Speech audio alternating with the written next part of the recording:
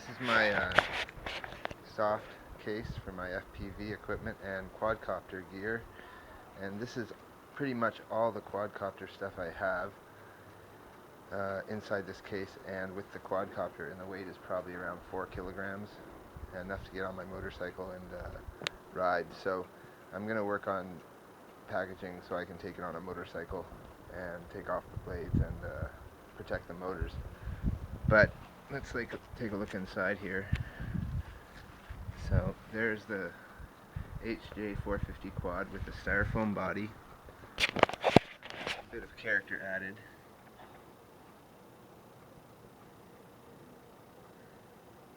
We've got our 3.7 volt batteries on the back right now.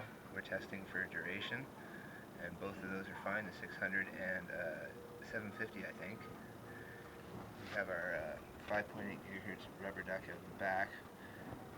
Still testing my cloverleaf assembly, so I'm not too confident in my measurements and that kind of thing, so I'm not using that right now. But we have a lot of elastics on the front which really help hold the whole camera gear together.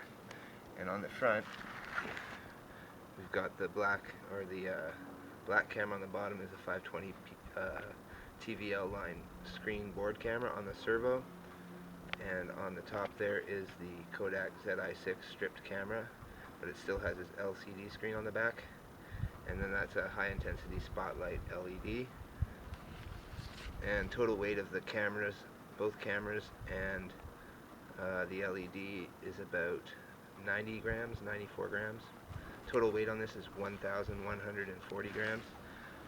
Now the other day I had a serious crash when there was a police dog in the park, and I had to land it quite quickly because I didn't want the dog attacking the quadcopter. So I put in a plate here and a plate there and added about 18 grams with the bolts, and it lined up perfectly. Then I filled the crack with JB Weld to make sure that it stayed straight, and if it cracks we'll see a crack there on the JB Weld first before we'll see this loosening up. And believe it or not, when I put it back on, it was lined up perfectly. So I had a good hover, almost better than before, and I have a replacement arm coming for that. So while we're practicing and testing, we don't need anything brand new. This is the TX, the 200 milliwatt 5.8 gigahertz TX, and I attached this with the adhesive glue, conductive glue, which I'll show you in a second, and that is the cooling fin for it, and it stays quite cool. GWS 9050 propellers seem to be the only thing that are working well with my setup. I've tried 10 by 4.5s and it just didn't have the lift, so I'm hoping they'll make 10 by 5 tri-blades soon, or if they do, hopefully they'll be affordable. Right now I'm paying, for 8 of these I'm paying $20, and I've listed that eBay seller. They get here in 6 days, which is unbelievable, and they're actually registered mail, so they really take their business seriously. Now originally this quadcopter came broken, and it was from a seller I'll disclose later perhaps if I don't get the parts that are required, but the feet were broken and one of the motors was damaged, and I had to replace the motor, and one of the arms had to be repaired, even a little bit more than what was done there when the crash happened.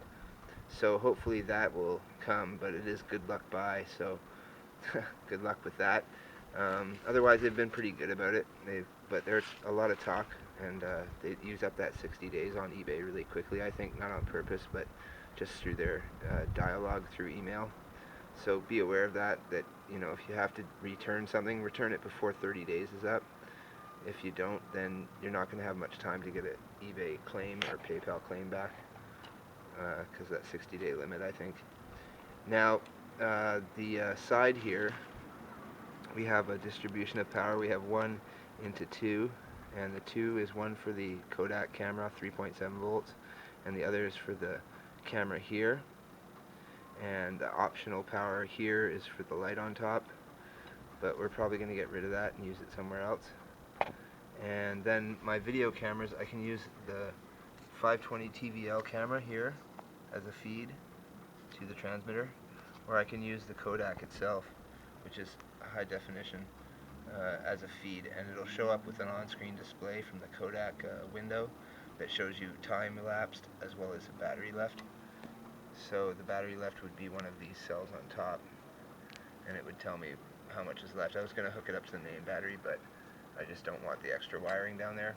So that is my feed from the Kodak itself, and the plug is here on the side that I can pull out and plug into the Kodak camera. But I'm not really interested in doing that now, since the 520 is so clear with the tape and all of that holding it in. Now I'm waiting for some of this soft foam here so that I can encompass the whole camera and have that flexible joint there. But right now it's taped down, has about 15 degrees movement, and I can adjust it. So let's look inside the bag. On the outside we have batteries, we have scissors, we have extra props, the gem fan props that came with the quadcopter, haven't used them really.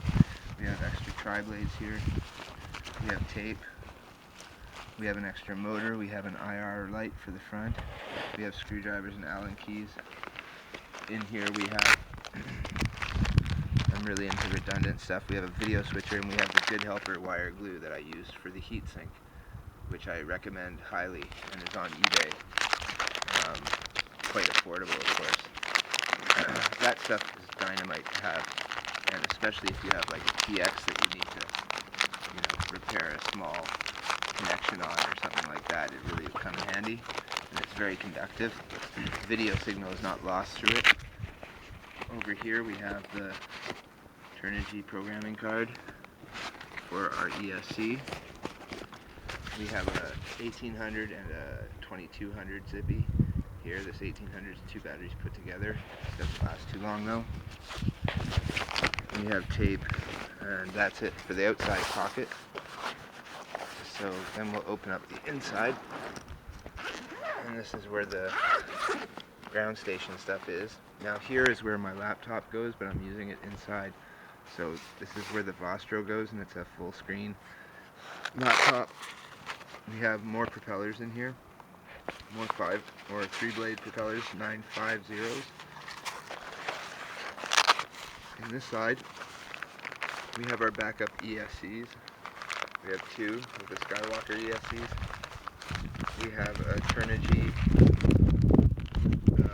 extra camera, 520 DVL camera, exactly the same, ready to plug in.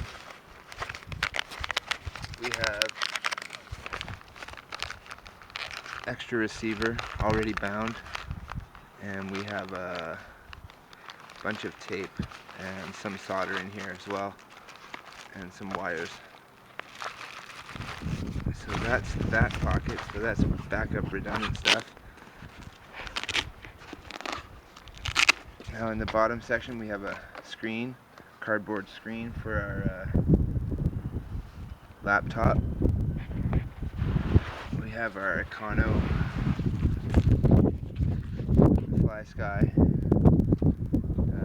controller, TX, with on it we have the lights to turn on, the spotlight, and we have the servo adjuster on the front here. Up here we have extra video cable. We have the transmitter receiver, so this is the receiver for the ground station with output to the laptop via the capture card, and we have also